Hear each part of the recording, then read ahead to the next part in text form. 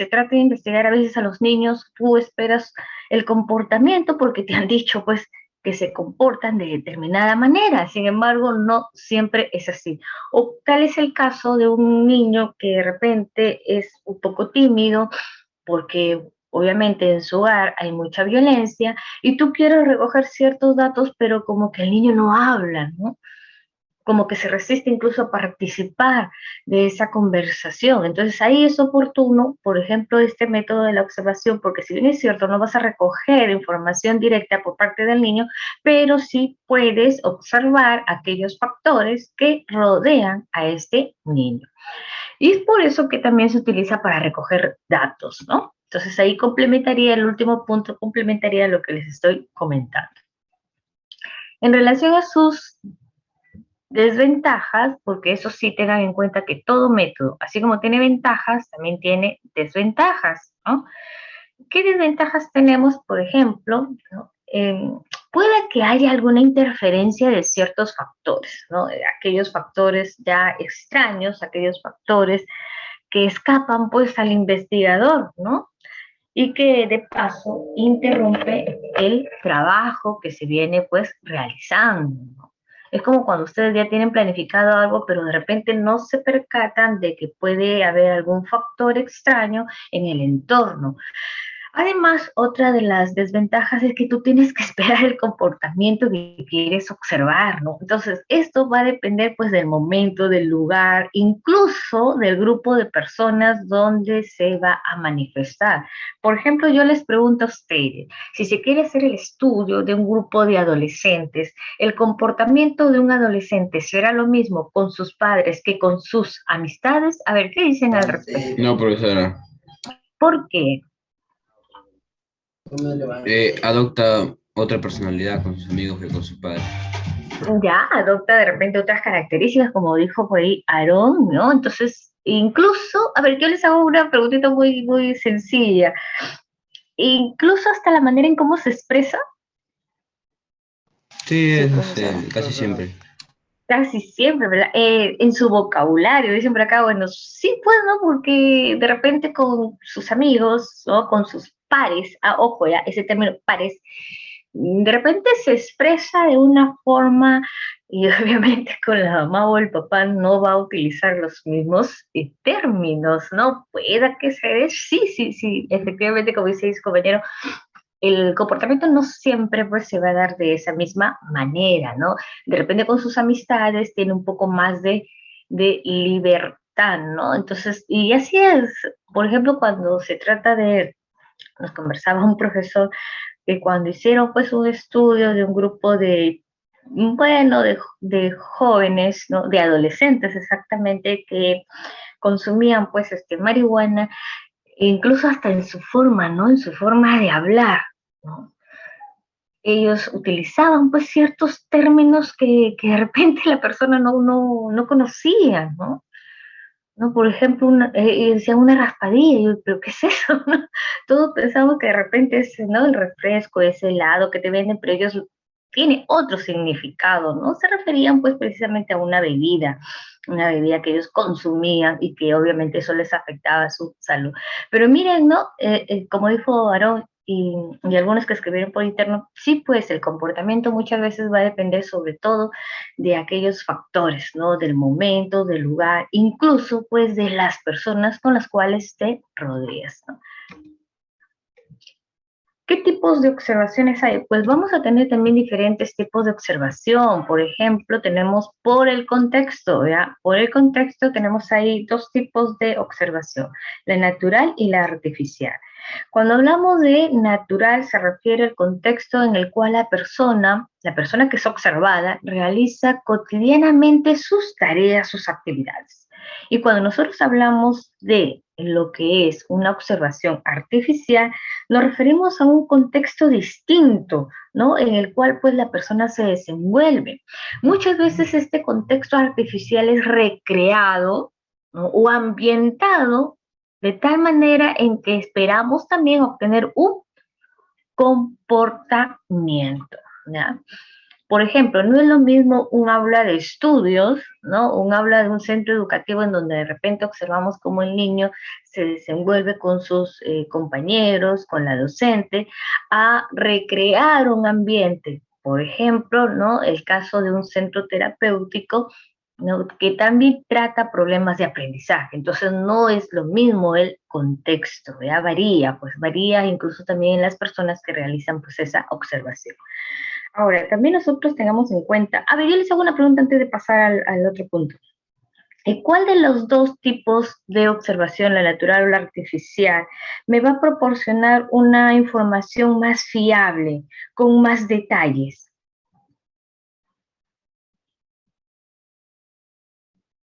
La artificial, profesora.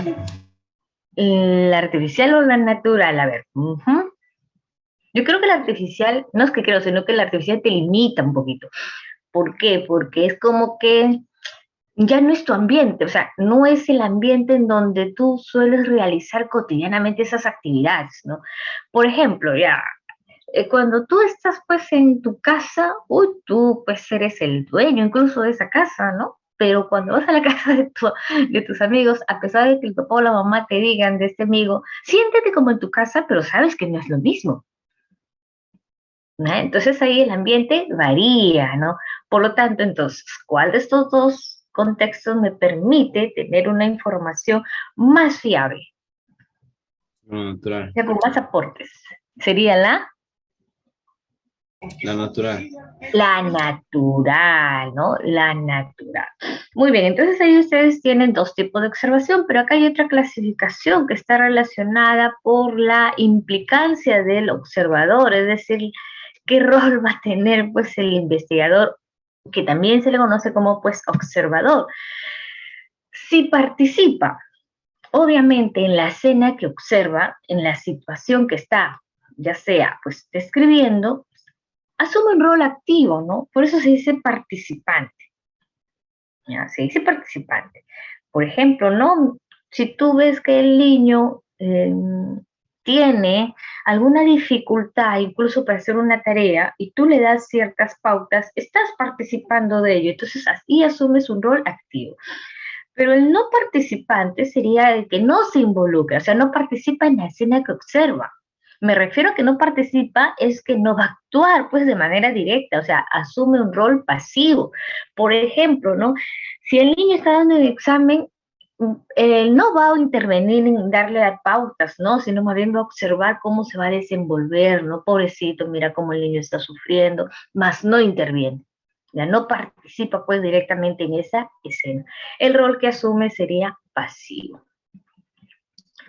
Por el número de personas que observa, tenemos individual si se realiza pues en una persona y obviamente esto es más fácil de poder controlar porque bueno, ¿no? Se trata de un sujeto, pero si fueran más que el caso de la grupal, la observación es un poquito más compleja ya que observaría más de dos, o pueden ser pues dos, tres, cuatro, cinco personas, pero está relacionado al comportamiento, ¿no? Entonces es un poco más complejo porque tienes más participantes, van a manifestar diferentes comportamientos, ¿no? Por ejemplo, en un aula, imagínate un aula bueno, hay colegios donde las aulas son numerosas, de 40 alumnos.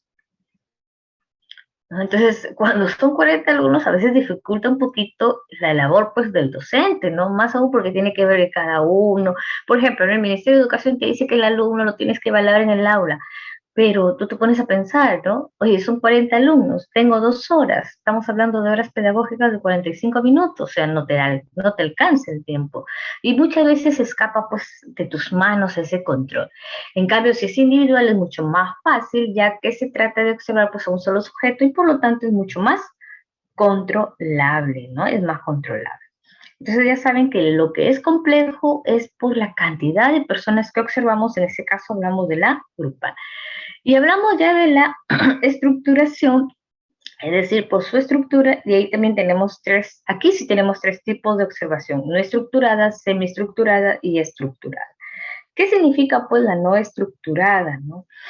Bueno, en este tipo de observación el profesional no da ninguna pauta. ¿Qué quiere decir esto, no? de que las observaciones continúas o tú continúas haciendo esa observación mientras la persona realiza sus actividades. Pero no intervienes, ¿no? O puedas que intervengas o no intervengas, pero si no da ningún tipo de pauta. O sea, no das indicaciones, a eso se refiere. ¿Ya? No das indicaciones. La semiestructurada, bueno, les da ciertas indicaciones, pero son básicas. Entonces, en base a estas indicaciones, la persona se va desenvolviendo. Pero en la estructurada sí, pues aquí sí hay indicaciones. Son muchas las observaciones que tienes en cuenta para que la persona pues pueda desenvolverse. Entonces la estructurada, se supone que estamos hablando acá de que tiene un mayor control del entorno y sobre todo aquellas actividades que se van a realizar, ¿no? También le sirve sobre todo al observador para comprobar cómo la persona pues aplica estas indicaciones para realizar una tarea en específico. Y aquí nos vamos a centrar un poquito más en lo que es la observación pues natural y en la artificial. Recuerden que esta clasificación se hizo, ¿por qué? Por su estructura, por el número de personas, por su contexto. ¿A qué se debe la clasificación de natural y artificial?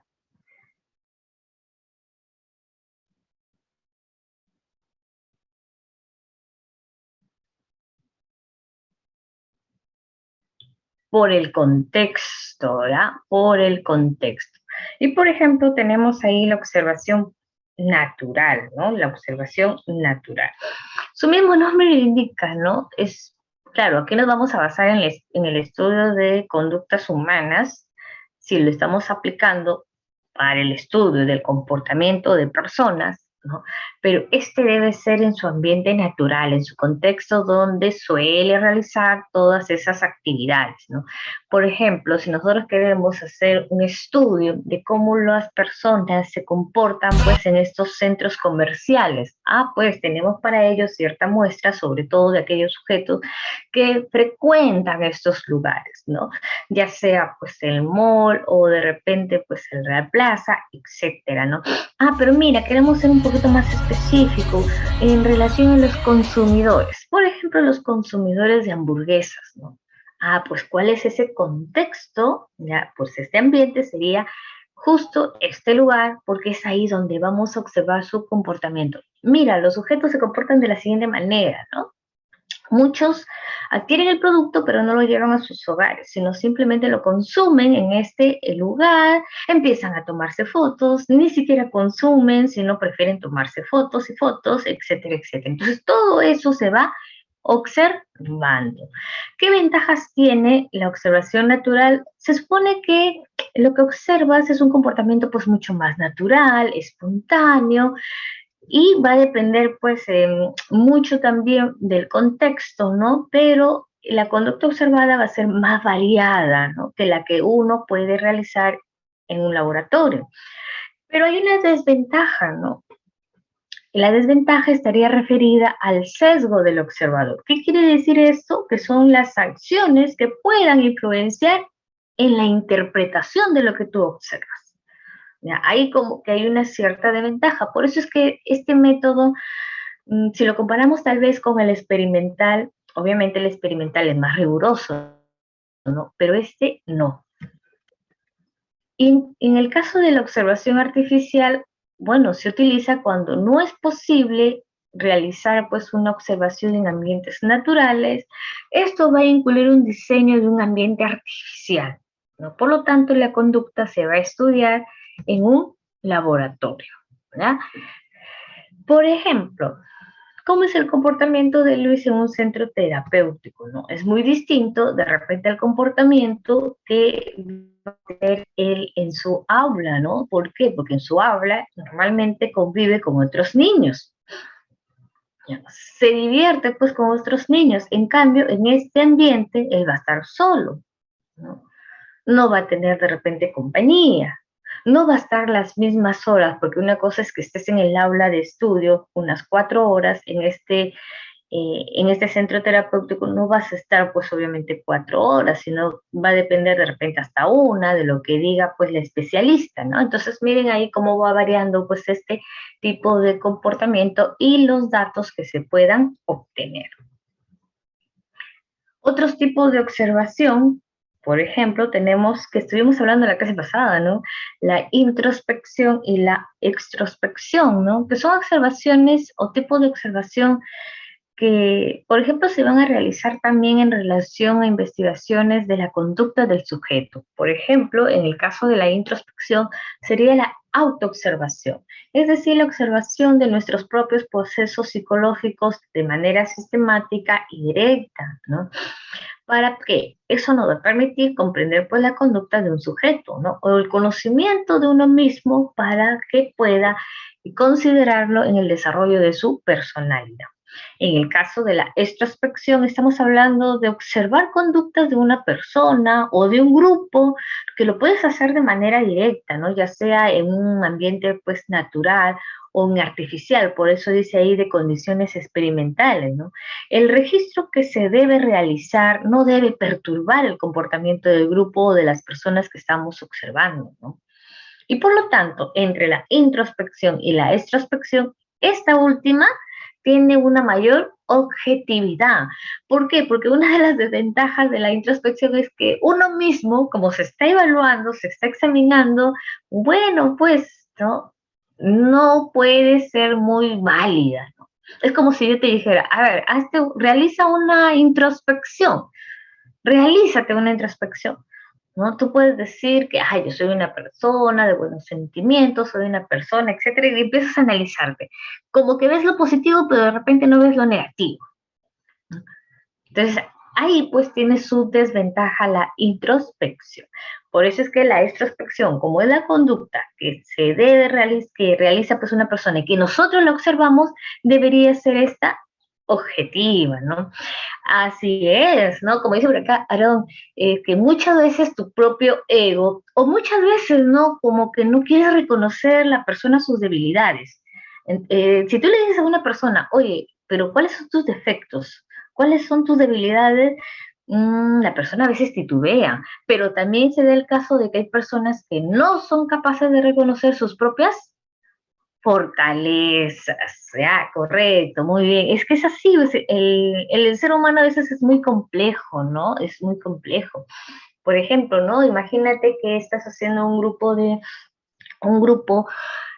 vamos a poner 4 o 5 personas, pero algunas de ellas son muy productivas, las otras no, y tú con cuál te identificas, ¿no? A veces sí, yo también soy una persona productiva, pero a veces no, etcétera, etcétera. Entonces, se te hace un poquito tal vez reconocer esas dificultades en ti mismo, ¿no? Por eso es que la extrospección presenta mayor objetividad.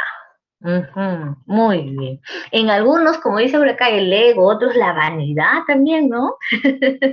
Pues sí, hay personas que son muy vanidosas, ¿no? Así, personas que dicen, oh, yo he estudiado 3 maestrías, 2 doctorados, y al final pues están en las nubes. En fin, muy bien. Tenemos otro método, el método clínico, ¿no? El método clínico. Bueno, ya este método eh, que procede pues mucho más en relación a esa tradición médica, lo podemos definir como un conjunto de procedimientos también ordenados de manera sistemática que se van a aplicar pues de manera intensiva, de manera exhaustiva en el comportamiento, pero para describirlo, conocerlo.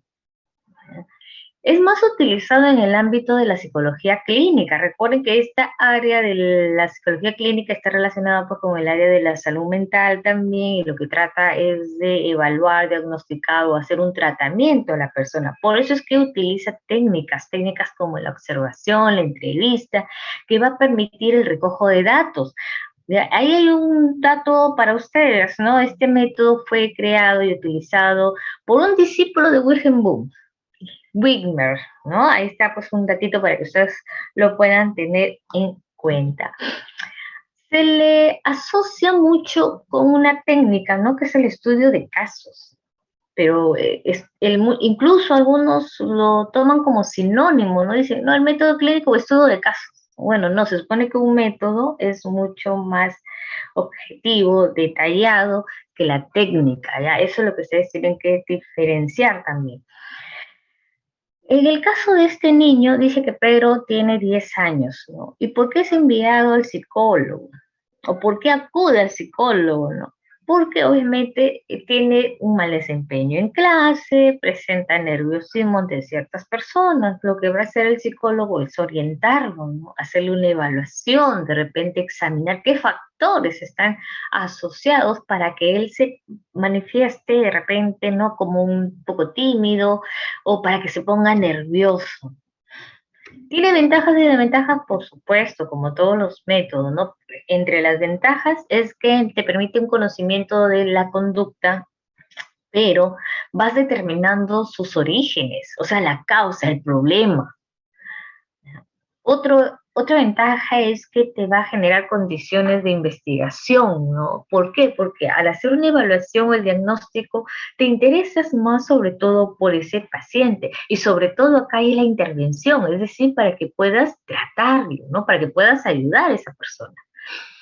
Y por algo también es que atiende necesidades específicas de los sujetos, porque cada personalidad es diferente. A eso nos referimos, ¿no? Cada personalidad es diferente. Entonces, la problemática de uno es muy distinta a la de otro. Que puede haber algo en común, bueno, sí, pues, pero la aplicación, ya sea de terapia, no es la misma, ¿no? Va centrada en una necesidad específica. Ahora, como desventaja, por ejemplo, no se tiene la creencia de que las investigaciones o las teorías que muchas veces tiene en cuenta pues el investigador van a influenciar en sus interpretaciones, ¿no? Y a veces es así, ¿no? Porque, por ejemplo, algunos lo interpretan de esa manera, otros le dan otra interpretación, ¿no? Y eso, quieras o no, influye hasta en su percepción, ¿no?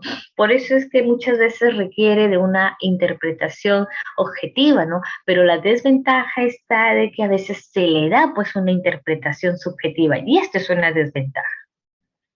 ¿Ya? Esa es una desventaja. Y otra desventaja es de que no proporciona un grupo control para las comparaciones. No, no, el método experimental sí tiene pues, este grupo control, ¿no? Que te permite comparar resultados finales. Acá no, pues, aquí no. ¿Ya? Entonces, son ciertas desventajas del método clínico. Ahora vamos a una pregunta. ¿Qué método de la psicología se orienta en señalar las características de la conducta tal cual se presenta, pudiendo ser por introspección o extrospección? A ver, esa respuesta está fácil.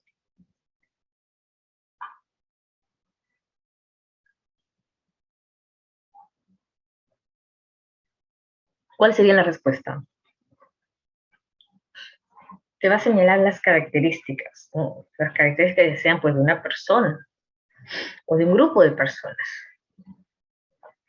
Pero lo vas a realizar por introspección o extrospección. ¿De qué método estamos hablando? Releo sus respuestas. El método observacional, correcto. ¿Verdad? El método observacional. Muy bien, es la letra C. Así es. Te confundiste. Ya me mandaste a otra alternativa, Celestina. Muy bien, está bien tu respuesta. Ajá, muy bien, Jin. Correcto. Vamos a otra pregunta. O vamos mejor a esperar otro método y ya después continuamos con las preguntas porque el tiempo con ustedes es un poquito corto, ¿no? Tenemos hasta las 9:10. Bueno, en el ámbito de la psicología, el estudio de casos suele estar relacionado con la investigación, el método anterior me refiero a las enfermedades, trastornos o también aquellas alteraciones mentales, ¿no? Y sobre todo, pues lo que va a hacer el método clínico es ayudar a estas personas que padecen estos tipos de trastornos. Vamos a otro método, el método experimental. Cuando nosotros hablamos de experimento, estamos hablando de toda observación que se realiza, pero de manera controlada. y que esta observación controlada nos va a servir para poder comprobar la verdad de las predicciones que se derivan de una hipótesis. Por ejemplo, ¿recuerdan ustedes la meta de la psicología? Se planteaba pues una predicción. Entonces, para comprobar esa veracidad de aquella predicción, nosotros pues realizamos esa observación controlada. Entonces, en un experimento se van a establecer relaciones, pero ¿qué tipo de relaciones? Exactamente, con el método experimental establecemos una relación causa-efecto entre una o más variables. Por lo tanto, aquí vamos a hablar también un poco de estas variables. Nos estamos refiriendo a tipo de variables independiente y dependiente. ¿Qué es lo que viene a ser una variable? ¿No? Una variable es cualquier atributo de los objetos que puede ser medible, ¿no? Y esos valores van a variar. Por ejemplo, ¿no? Una variable en relación, pues, podría ser el peso. Ah, mira, el peso de las personas influye en su salud. Claro que sí, ¿no? Porque mientras más gorditos, no me refiero al gordito gordito, sino ya pues a la persona que pasa ese peso relacionado con tu talla, a las personas obesas, pues, ¿no? Ah, pues mira, ese peso en la persona determina o influye en su salud, por supuesto que sí, ¿no, chicos? ¿O no es así? Claro, nuestro peso sobre todo va a influenciar en nuestra salud. Ah, pero tiene poco peso, ¿también influye en su salud? Sí, pues no, porque está un poco débil tal vez la persona. Entonces, aquí, ¿cuál sería la variable? El peso, pues, y determinar cómo influye este peso en la salud de las personas. Ah, profesora, la salud también es otra variable. Por supuesto. Entonces, ahí ustedes tienen variables que en este caso nos referimos a esos atributos que van a ser medibles. Entonces, este método manipula pues ese aspecto. ¿Ya? Va a manipular un aspecto sobre todo que resulte controlable. Me estoy refiriendo pues a un tipo de variable que es la independiente, porque esta variable, que también se le llama antecedente o causal, se manipula, se controla para ver si tiene un efecto, que este efecto debe recaer en la otra variable que es la dependiente. Esta variable llamada consecuente es la medible y se mide para evaluar el efecto de la variable independiente. Entonces, tengamos en cuenta de que no solamente vamos a encontrar pues estos dos tipos de variables, sino que pueden haber ciertos factores que no estaban tal vez considerados en tu proyecto de investigación, en tu experimento, ¿no? Pero estos factores pueden incidir sobre la variable dependiente porque es la que nosotros vamos a medir y pueden provocar ciertos cambios, ¿ya? Ciertos cambios. Entonces, tengamos en cuenta, chicos, que nosotros, ¿qué queremos hacer pues, con un experimento? ¿No? Comprobamos, ¿qué vamos a comprobar? Si uno modifica a la otra, dicen por acá, ¿ya? Entonces vamos a modificar, para ello vamos a controlar pues una variable para ver si esta tiene un efecto, ¿ya? Quiere decir entonces, a ver, eh, si cambiando alguna condición de la variable independiente se produce algún cambio en la variable dependiente, sí. Recuerda que tú eres quien va a realizar este trabajo. Tú partes, tú eres el investigador. Si tú quieres comprobar, mira, yo quiero comprobar si esta variable tiene efecto en esta otra. ¿Ya? Por eso se trata de un experimento pues controlado, ¿ya? A diferencia pues de los otros métodos que nos permiten aportar a la investigación de la psicología. Ahí vamos con ejemplos para que se pueda entender esta situación, ¿ya? Aquí tenemos el planteamiento de un problema. Dice que algunos niños tienen poca motivación para aprender matemática, pero ustedes que están en el área B y les encanta pues las matemáticas, ¿no? ¿Qué harían para ayudar a esos niños? Por ejemplo, en el caso del problema dice, ¿no? Ah, mira, pues yo he detectado algo. Hay niños que tienen poca motivación para aprender matemática, pero hay niños que les gusta interactuar con la tecnología.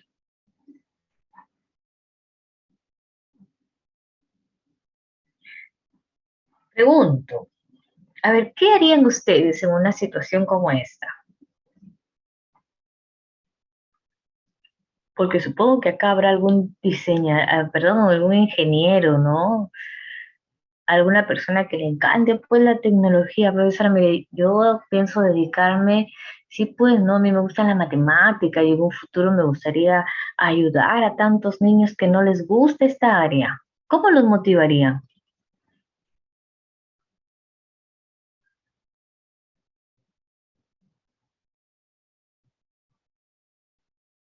A ver, futuros ingenieros, futuros matemáticos, futuros físicos.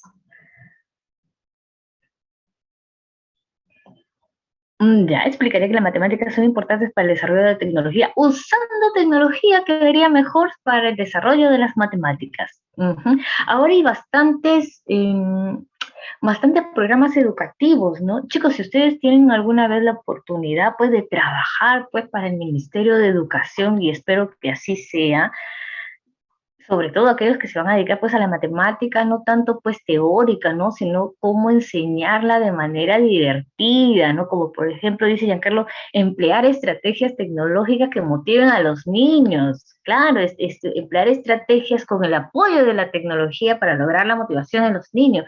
La Pontificia, por ejemplo, utiliza este programa, el oráculo matemático, ¿no? Que es una secuencia de ejercicios matemáticas, problemas, ¿no? Variedad, y que está relacionado por niveles, ¿no? Entonces, interesante, miren ese software educativo, ¿no? Y que les permite, pues, a los niños también aprender la matemática de manera divertida, ¿no? Y yo espero que ustedes en un futuro también se dediquen, pues, a ello, ¿no? Y contribuyan a través de su profesión al desarrollo, pues, de nuestro país, ¿no? Entonces, aquí viene una hipótesis, ¿no? Ah, mira, entonces, si incorporamos tecnología en las sesiones de aprendizaje, ¿aumentará la motivación de los niños para aprender matemática? Claro, ¿no? Si nos hemos percatado de que a los niños les gusta pues interactuar con la tecnología, aprovechemos esto para incorporar, sobre todo los maestros, incorporarlas en las sesiones de aprendizaje. Y de esta manera podemos tener en cuenta que los niños se motiven. ¿Para qué? Para aprender matemática. O sea, esa es la idea. Entonces vamos identificando nuestras variables. Hemos mencionado dos, ¿no? Una variable independiente y una variable dependiente. ¿Qué es lo que va a hacer entonces el investigador? Ah, mire, el investigador va a diseñar todo un programa educativo que incluye el uso de tecnología. Se supone que el programa educativo es porque está incorporando la tecnología en las sesiones de aprendizaje, ¿no? Esas sesiones que les piden pues a los maestros en cada clase, ¿no? Para saber la secuencia que es lo que van a hacer. Entonces, este programa va a incluir el uso de tecnología.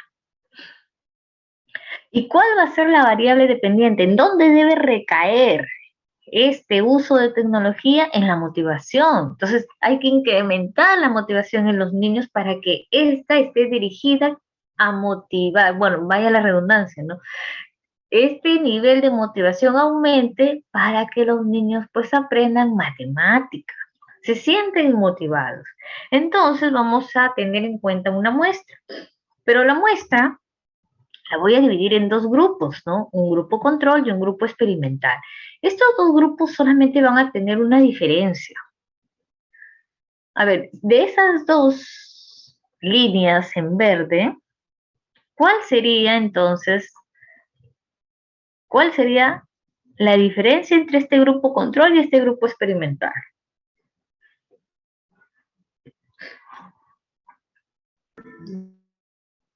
Que el grupo control no se aplica a la variable dependiente y el grupo experimental sí. Claro, así es, ¿no? Tenemos ahí una diferencia puntual, que al grupo control yo no le voy a aplicar la variable independiente y por lo tanto va a ser un grupo el que va a permanecer sin cambios. Pero el grupo experimental sí le voy a aplicar la variable independiente. Es más, ¿no? Voy a comparar estos resultados con el otro grupo. Así es. Muchas gracias por su participación. Entonces, hasta ahí vamos muy bien. El grupo experimental, ¿cómo lo vamos a determinar? Bueno, eso queda a criterio del investigador o tal vez por la forma en cómo se realiza la investigación, ¿no? Porque, profesor, ¿y cómo saco mi grupo experimental? Pues fácil, tú con ayuda del docente has detectado que estos niños son los que no tienen pues mucho interés por la matemática, ¿no? O son niños con poca motivación para aprender matemática. Entonces, ese va a ser tu grupo clave, tu grupo experimental, el grupo al cual le vas a aplicar pues este programa educativo. Profesora, al otro grupo control, yo no le aplico este programa educativo.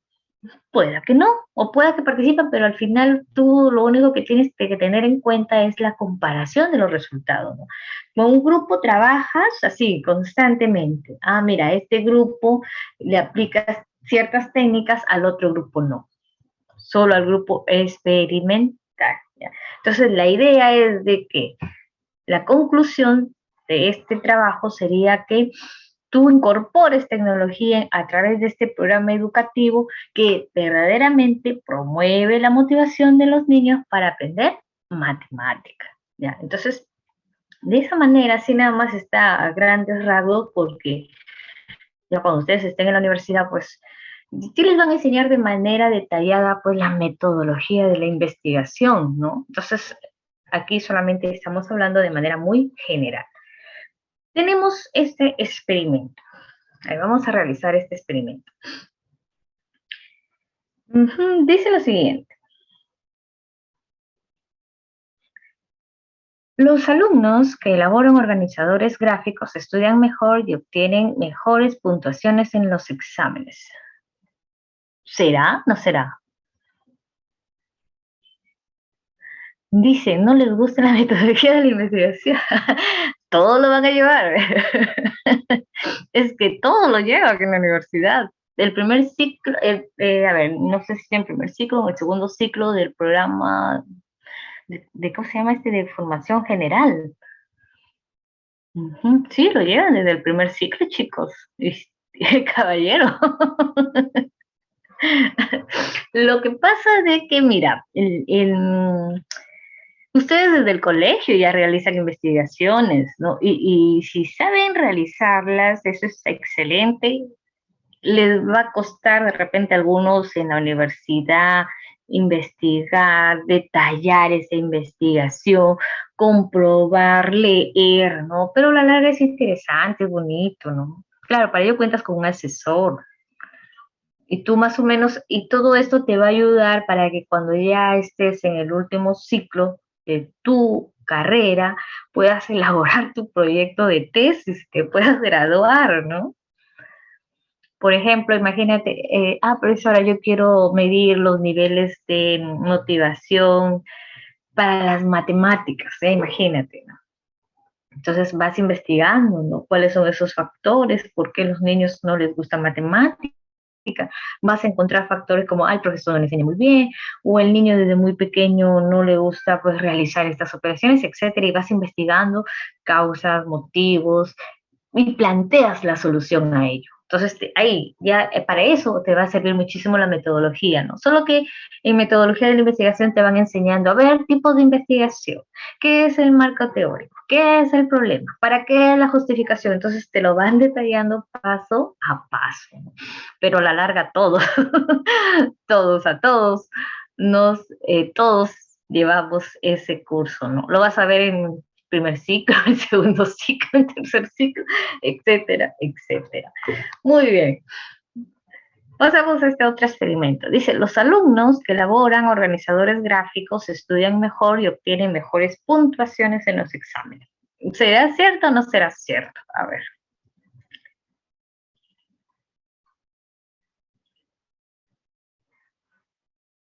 Dice, soy más personalmente, ¿cuál es la técnica para aprender?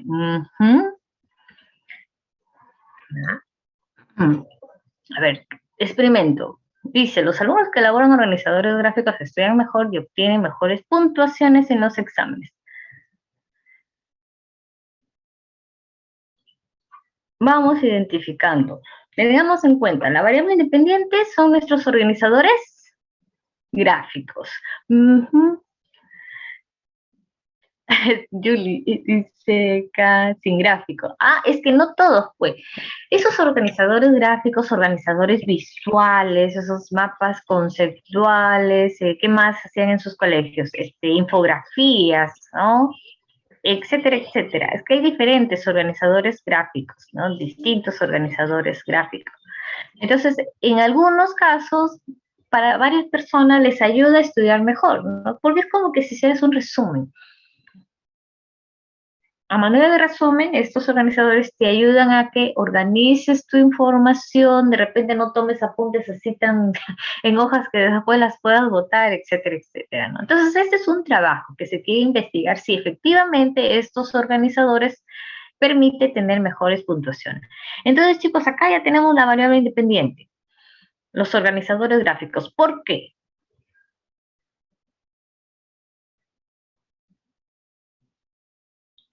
Porque es lo que se puede modificar para que haya un mejor estudio, mejores puntuaciones en los exámenes. Ya, voy a utilizar algo de lo que ha dicho su compañero, porque estos organizadores gráficos me va a permitir saber si ya, los estudiantes obtienen mejores puntuaciones para sus exámenes. Entonces, estos organizadores gráficos, yo tengo que saber si efectivamente producen ¿qué van a producir? Un efecto. Muy bien. ¿Ese efecto en dónde recae?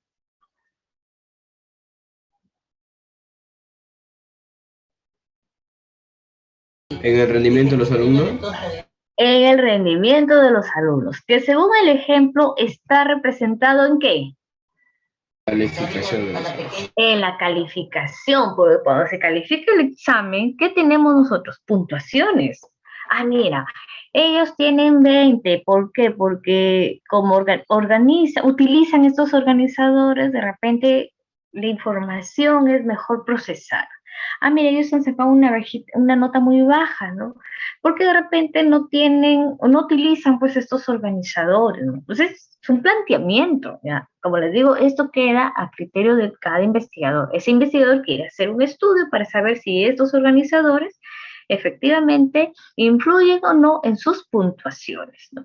Ahora en Internet hay un montón de plantillas, ¿no? De organizadores gráficos que muchas veces son utilizados para poder procesar, pues ordenar nuestra información, ¿ah?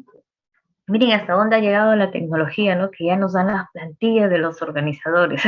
En nuestros tiempos hacíamos nuestros esquemitas, así. Pero ahora no, ya el uso de la tecnología, pues, es importante y hay que saberla utilizar. Entonces, chicos, de este experimento o de este enunciado, ¿ya? Nosotros hemos identificado nuestra variable independiente y nuestra variable dependiente. Tengo en cuenta de que se va a aplicar un examen a dos grupos, ¿verdad? Se aplica el examen a dos grupos. ¿Qué grupos tengo? El grupo que elabora organizadores y el grupo que no recibe indicaciones. Me estoy refiriendo entonces al grupo que tampoco elaboran. Un grupo elabora y el otro grupo no elabora. Identifiquen acá el grupo control y el grupo experimental.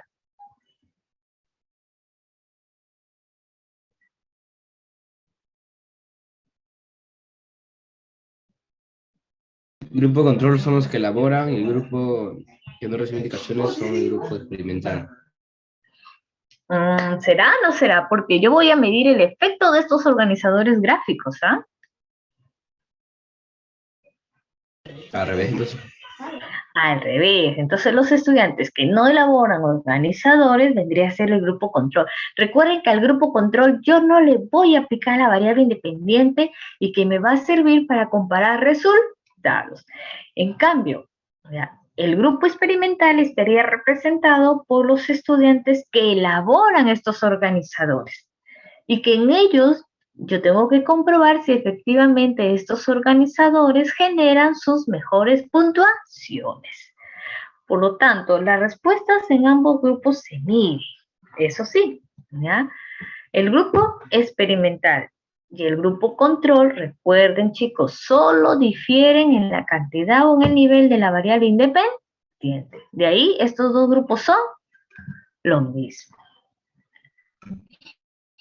Otro ejemplo. 40 estudiantes con bajo rendimiento académico han sido diagnosticados con ansiedad ante los exámenes. El psicólogo los divide en dos grupos. El primer grupo es sometido a 10 sesiones de terapia y ha mejorado su rendimiento académico. El segundo grupo mantiene su bajo rendimiento. ¿Por qué?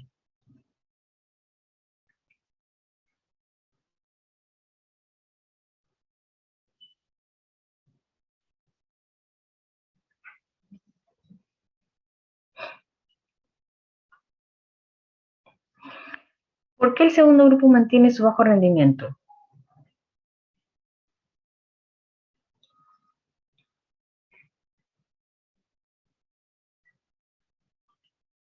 Porque ellos no han sido sometidos a un psicólogo, tal vez, y solamente por el grupo.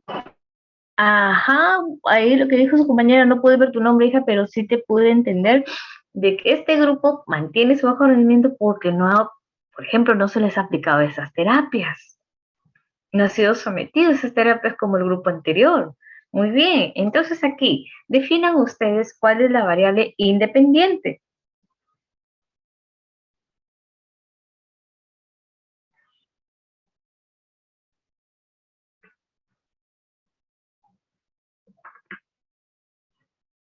El diagnóstico, Miss. A ver, ¿qué es lo que voy a medir? Ya dice acá, dice 40 estudiantes con bajo rendimiento académico han sido diagnosticados con ansiedad ante los exámenes. Se dividen en dos grupos. Las terapias. La ansiedad, me dicen por acá, ¿sería la ansiedad? No. Las terapias, Miss. La terapia, ¿ya? La terapia. La terapia, y claro, estamos hablando de una terapia grupal. Si yo ya tengo mi variable independiente, que en este caso es la terapia, ¿cuál es mi variable dependiente? Mejor el grupo que mantiene su bajo rendimiento. A ver, primero identifiquemos los factores, ¿ya? Miren, ¿cómo determino mi variable independiente? Recuerden que la variable independiente es la variable que nosotros la conocemos como la causa y que genera pues un efecto, ¿no? El efecto recae en la variable dependiente. Y si acá tenemos 40 estudiantes, pero ¿qué características tienen estos estudiantes? Tienen bajo rendimiento. Y tienen bajo rendimiento y han sido diagnosticados con ansiedad ante los exámenes, ¿no? Por ello es que el psicólogo está empleando las terapias grupales. ¿Y qué ha conseguido con un grupo? Que este grupo, el primer grupo, el que recibe estas 10 sesiones de terapia, ¿qué ha logrado? Que mejoren su rendimiento académico, claro, que mejoren su rendimiento académico. El segundo grupo mantiene su bajo rendimiento, ¿no? Entonces, mantiene su bajo rendimiento porque de repente todavía no ha tenido las terapias, no ha recibido ninguna terapia. Y de ahí yo identifico, quiere decir que si estos chicos han mejorado su rendimiento, porque eso es lo que se detectó al inicio, ¿no? Mira, los 40 estudiantes con bajo rendimiento tienen este diagnóstico. Entonces, la terapia grupal viene a ser la variable independiente. Y esta variable independiente recae en ¿qué? ¿Qué es lo que ha mejorado con esta terapia? El rendimiento académico. Claro. Entonces, ahora yo les pregunto, profesora, pero esta ansiedad, es que esta es una característica de los estudiantes. ¿Ya? Esa es la característica, y por eso, profesores, que su bajo rendimiento está también en relación de repente a la ansiedad que ellos sufren en los exámenes. Sí, porque cuando van a dar examen, la ansiedad les perturba su mente, no los deja pues avanzar, su mente queda en blanco, que no recuerdan respuestas, ¿no? Y como los exámenes, obviamente, chicos, están muchas veces construidos de esa manera, entonces ponen más nervioso al estudiante, ¿no? Porque nos miden por notas, por ejemplo.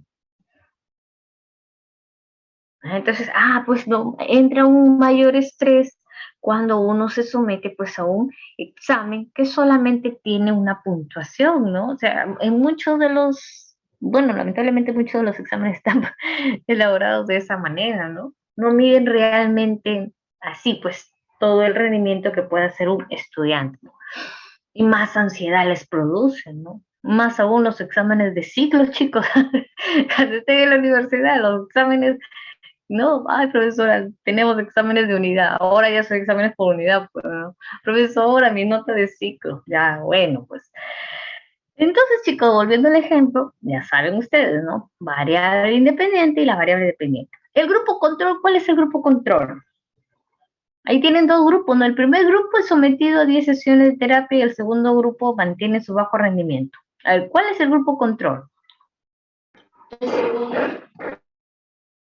¿El primero o el segundo? ¿No escuché bien? El segundo. El segundo grupo. ¿Y por qué? Porque este grupo no recibe terapia. El primer grupo es el experimental, porque a este sí se les somete a esas sesiones de terapia y obviamente obtiene como resultado que han mejorado su rendimiento académico, ¿ya? Muy bien, chicos, ahí hay un mensaje de nuestro auxiliar, por favor, ténganlo en cuenta. Muy bien, continuamos. Pasamos a otro método, el método correlacional. ¿Y a qué se refiere pues este método correlacional? Pues cuando nosotros hablamos de correlación nos estamos refiriendo a un grado de relación entre dos variables. Puede ser más variables tal vez, ¿no? Entonces cuando estas dos variables tienen una relación entre ellas, decimos están correlacionadas entre sí. Y cuando también nosotros se nos es difícil aplicar el método experimental, entonces más fácil es recurrir al método correlacional. ¿Por qué? Porque este método me permite hacer predicciones. No establezco una relación causa-efecto como la anterior en la cual yo ya sé, mira, este es mi causa y este es mi efecto. Este es mi variable independiente y este es mi variable dependiente. No, acá no sucede esto. Aquí tú puedes encontrar supuestos.